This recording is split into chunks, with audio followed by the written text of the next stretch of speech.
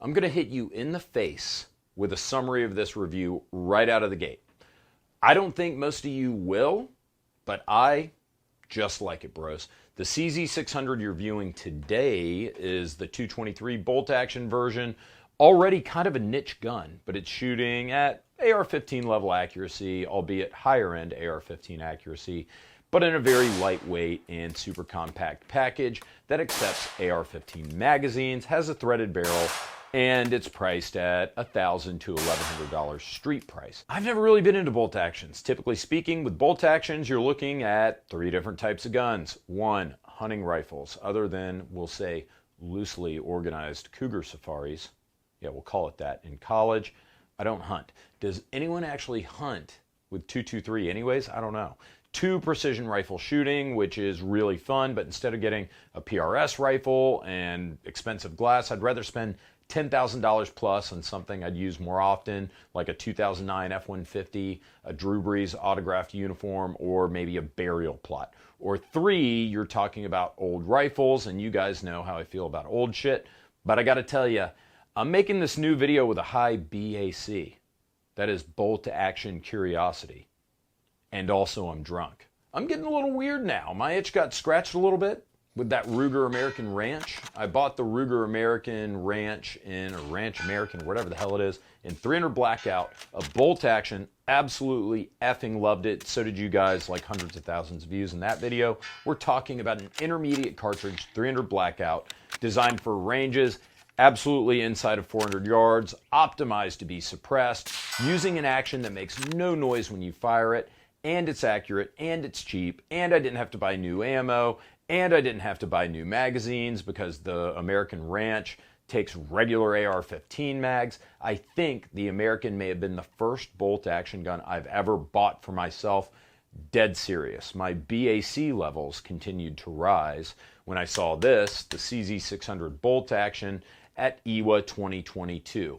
I saw the entire family, and by family, I'm not talking two kids and a dog CZ600 family. I'm talking full-blown Salt Lake City Mormon family, because there are a ton of models in the CZ600 line, all geared towards certain other things. I'll try to remember to drop a card or a link so you can go to our Showtime channel, see the full rundown from the CZ booth. They were all kind of neat, I guess, but the one that caught my attention, the trail. Why? For the same reasons that I already mentioned about the Ruger American. I really like that it takes AR-15 magazines because I probably have 1,000. I like that it shoots 223, not some weird-ass hunting caliber. I like it has a threaded barrel for my suppressor. The 600 is also going to come out in 7.6239 for you AK boys, and if you're into subsonic performance, this might be your best option if you don't want to wait for the 300 blackout, because you can get subsonic 7.62 by 39. Now, subsonic 7.6239 usually runs like dog shit in an AK, but it's obviously a non-issue with a bolt action. Also, the 600 and 7.62 will accept Bren magazines, slightly more obscure than AR-15 magazines, but I at least commend CZ for not opting to use a proprietary magazine. There are rumors that the 600 will be released in 300 blackout, which makes sense because the only thing they need to do is change the barrel. Otherwise, the gun's identical. This gun in 300 blackout would probably sell better than a 223 version, honestly, but then again, 300 isn't as popular in Europe as it is here in the US. That's a shame because this is a bolt action, which means it's probably the best format for a suppressed firearm. No action noise, all the gases from firing go down the barrel and have to go through the suppressor. Bolt actions are probably the best suppressor host guns. This 223 version, threaded in 1/2x28. I outfitted mine with the can recently adopted by the FBI, the Huxworks Flow 556. If you're thinking about getting the Flow 556K, of course, the only place to get it is Silencer Shop. Technically, that's not true. It's not the only place you can get it. You can get it from somewhere else, but Silencer Shop usually has the best prices. They sponsor us, importantly, and they run the famous one-stop shop, Silencer Shop kiosk. Say that 5 times fast. Now, before we get to my review, let's explain the features. Actually, I'm just going to pass the mic on this one to one of the Czech bros that I interviewed about the gun at EWA. He did a fantastic job. He's going to give you a better rundown of the features than I ever could. Here goes. This one I think is kind of cool here. In fact, I hope I can get a copy for T&E because I would actually, not a big bolt action guy, but I love this. Tell us about this one. I can imagine you were looking forward just for this.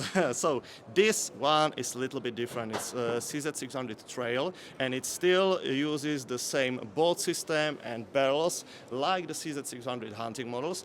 However, because this is rifle that is meant for backpackers, survivalists, preppers, and people that generally like their adventure rifles, we are using more sort of military or modern sporting rifle features on this rifle to make it more convenient for like the modern users. So we've got actually AR-15 magazines for caliber 223 Remington or Bren 2 magazines for caliber 7.62 by 39. Which means they are not compatible as far as chassis goes with the rest of the rifle, but you can still change your barrels, you can still change your bolt heads, and everything else. As you can see, the safety I was talking previously about moved to the side. It's ambidextrous, and it uses the same levers we have on Bren 2 rifles. So this button now can operate the collapsible stock, which has 4 positions. So there's the collapsed one. First, second, third. It features your standard AR-15 pistol grip. So I can just change it out to whatever I want. Exactly. Yeah. You can slap any of your like. But I think the one we are providing is quite nifty because we also have interchangeable backstraps that are compatible with CZ P09 series. You also have ambidextrous magazine release and the chassis that is made again from glass fiber reinforced polymer is connected to the duralumin receiver with over-the-top Picatinny rail and a very nice and subtle duraluminum forend that also has M-LOK interface for attaching. Yeah, various accessories. And this one's threaded also in 1/2x28, right? Yes. So you guarantee a 2 MOA accuracy with this one, right? Yeah, that's true. However, we know that with 223 Remington, the accuracy will be far more better. And I think I might give this one in. We are already working on 300 blackout for this one. Now, what about my impressions of shooting the CZ 600 Trail on the range? Although I like the FDE Ruger American plastic furniture, some people say it feels kind of cheap, and I get that. Some could also say the same about the CZ 600 as it comes in a light, mostly plastic chassis with no real bedding to speak of, although it does have a great minimalist PDW-type 4-position stock that's really awesome, really easy to use, and it's got this removable cheek piece. This keeps the weight and the overall length of the gun to an absolute minimum. But the grip that comes with the 600 is actually pretty good, and brilliantly, it also accepts inserts here in the back from the CZ P09 series of pistols if you actually want to customize the grip. I expected a whole lot from this gun at the range. Some of the CZ 600 series rifles have a .75 guarantee at 100 meters. The Trail does not. While it does have a heavy-ish profile cold hammer forged barrel, again, it's in an unbedded plastic stock chassis, meaning it doesn't have that rigidity, a consistent foundation for its barreled action. That's bad for accuracy, but it does keep down cost and weight. Before I took it to the range, I put on this Night Force 1:8x LPVO. 1x gives you a great field of view, but zooming into 8x magnification is good enough to hit a man-sized target at just about any range where 223 can reach. I'm not really sure you need anything other than glass and a sling, but there's plenty of M-LOK space to add whatever other shit you might want to throw on there, but don't mess with it too much. Rifle is fine. And while we're on it, I love how narrow this handguard is. It's easy to get a good clampy grip on it, but then again, there's not a lot of clearance here from the handguard to the barrel. I couldn't get a blue 4-gear sling loop even to go through. Now the trigger, it's absolutely fantastic. That's probably the strongest point of this gun. Nice, light, crisp, adjustable weight, adjustable travel. If the action were as good as the trigger, then the Trail would be more palatable. But the action isn't perfect. It's good. It's Definitely better than the Ruger American, but it's certainly not on par with something like the Springfield Waypoint. But then again, the Waypoint costs you twice as much as this, and furthermore, the Waypoint uses single stack AI pattern bolt action mags that have a lower capacity, but they put less friction on the action. If you want to use double stack assault rifle magazines like an AR-15 magazine, the action probably won't be as glassy whenever you're cycling it. It's got a slight amount of grit. No magazine in, the action's pretty smooth, but I did actually run into a little bit of difficulty trying to strip the top round from a magazine. I know what you're thinking. Yes, you're going to have a hard time stripping a top round from a full magazine from a bolt action gun. But no, it didn't matter. It was always the first round. It didn't matter if the magazine was completely full or if it only had a couple of rounds in it. The top round, there was always a little bit of hesitation. You try to run the bolt with no magazine in, you're fine. You get a magazine in and the bolt's closed, you get a little resistance. I mean, you really have to work it. After that, for some reason, it's fine. I don't know. You guys probably know why it's like that, but I certainly don't. In fact, I called the top round of every magazine the Kim Kardashian round because it needed a firm slap. 5.56 is a light recoiling round, but I've shot some semi-auto rifles chambered for it that have kicked more than I would like. In particular, like if you're shooting an overgas 223 AK, and that's what I worried about here. This is a 6-pound bolt action with no mechanical action or mass to absorb any recoil. By every indication, the trail should be snappier than my mother-in-law at Thanksgiving, but somehow it isn't, and I'm just kidding. I love you, Miss Debbie. Of course, the 223 round deserves the credit. It's a very light recoiling round, but let's give some props to the trail. It's a real pussycat, even though it weighs just 7 pounds, with an optic, scope rings, and an empty magazine. In other words, fully rigged out, this gun will weigh about the same as a box stock M4 or AK.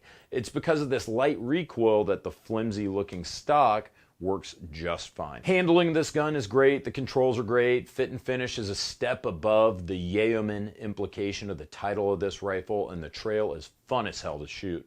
But how is the accuracy? A bit like the action, not quite perfect, but good. Here's my initial 1.4 inch group, but that was using 55 grain Wolf Gold, which is hit or miss depending on the gun that you're using. Now, if you bounce down here, here's another 1.4 inch group. This group I shot at 100 yards with American Eagle, Varmint, and Predator 50 grain. Side note, I've had a lot of success with 50 grain, that American Eagle, Varmint, and Predator. I don't know what it is about it. It's not that expensive.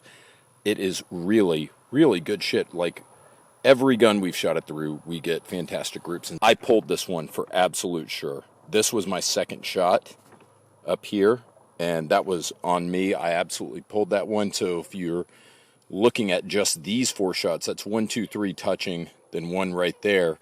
That's 0.7 inches. So this could be a sub-MOA gun with the right ammo. Now, back to that, 77 grain OTM from Federal, white box. I've never really gotten good groups with, even though it's a match round. You can see here, this is the worst one of the day. 2.7 inches at 100 yards, which is pretty much unacceptable, but I've never really gotten good accuracy out of that ammo, so I'm not all that surprised. A lot of you bolt action guys are going to be visibly disgusted when I tell you that I was shooting around 1.5 inch groups at 100 yards with American Eagle, 50 grain Varmint, and Predator. Not stellar, but not bad. Remember, this is a barrel and action combo capable of sub-MOA groups, but the real limitation here probably is this minimalist polymer chassis without any bedding and the 600 trail. My best group of the day was 1.4 inches, but that was after what may have been a flyer I sent because the other 4 rounds were all in a 0.7 inch group with 3 rounds all touching. With an 8X optic and a plastic stock, not too bad. The collapsible stock has a little bit of wobble to it, so when you load the stock with your weight, it might move a little bit. That really wasn't much of a problem for me. I just stopped loading the top of the stock with my fat fucking face, but I'll just leave that detail in the video for you anyways. By the way, Tim at Military Arms Channel did a very thorough group shooting test with his copy of the same rifle, and his groups range from pretty good to straight up vomitous, so check your ammo. Another thing, aluminum USGI mags do not seem to work in the trail, at least the ones that I own don't. That's not the end of the world because you can always use the wonderful Magpul P-Mag. It seems like maybe the mag catch might not be tall enough in the mag body. I mean, let's see here. Oh, it's hard to tell, but so I've used a couple of USGI mags. Not the end of the world, right? I mean, polymer mags are cheap, in many cases cheaper than aluminum mags. So I don't think it's that big of a deal, but it bears mentioning on the thorough TFBTV review. Or you can even use the Magpul D60 drum in this thing if you want to get an arm workout that doesn't involve opening an incognito tab. Now, old Tim didn't seem to much like the CZ 600 trail in his review, and he did a very good job with that review. I'll certainly say that the good but not great accuracy could be forgiven in shorter range cartridges with subsonic capability like the 7.6239 or 300 blackout versions, because I like the CZ 600 trail. I like the lightweight. I like the air controls. I like the collapsing stock. I like the ergos generally. The trigger's great. And I like that it takes the same magazines and ammo as my AR-15s, shit I already have. And I like that it's ready for a suppressor out of the box.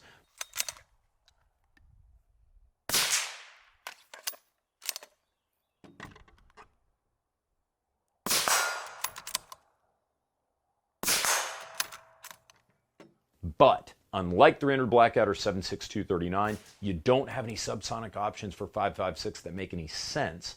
And it takes some of the fun away from this version, especially when you aren't going to be shooting sub-MOA groups with this gun either. But it is ultralight, easy to handle, super compact at just 27 inches collapsed, and a great SBR contender if you wanted to. And the accuracy isn't bad at all, just not what you're used to in a high-end bolt action. At double the cost of the Ruger American, this is going to be a tough sell. You get better collapsing furniture with this, you get some modular capability, M-LOK handguard, better quality overall, AR-like controls, but the Ruger is the same lightweight 6.1 pounds empty with its cheapo plastic stock, and I bet the Ruger's probably more accurate too. Plus, the Ruger American Ranch in 223 uses a 1 1/8-inch twist, which is the new meta for AR barrel twists. The 600 uses 1 7, which is still what's used in mil-spec M4s. Even so, with its minor quirks, with kind of its niche appeal, I really enjoyed the CZ 600 trail. I'm probably going to buy it. It's not perfect. It's not really practical, but it sure as hell is fun, and it makes a great suppressor host. A 300 Blackout version of this gun, though, now that's something that'll have some practical applications. Guys, let me know what you think of the CZ 600 trail in the comments. By the way, we do not accept money from manufacturers. This is a T&E gun. I've got to buy it if I want it, or I've got to send it back. We don't accept money or free guns from manufacturers in exchange for positive reviews because we rely on you to support us. Consider supporting us on Patreon, or if you want a chance to win one of 4 free guns we give away every month from our sponsor, Top Gun Supply, support us on Utreon or Subscribestar, and you're automatically entered to win one of 4 free guns every single month. Rules are in the description. We also want to say thank you to Ventura Munitions. That's who sent all the ammo that we shot through this 600. But thank you for watching as usual. Take care.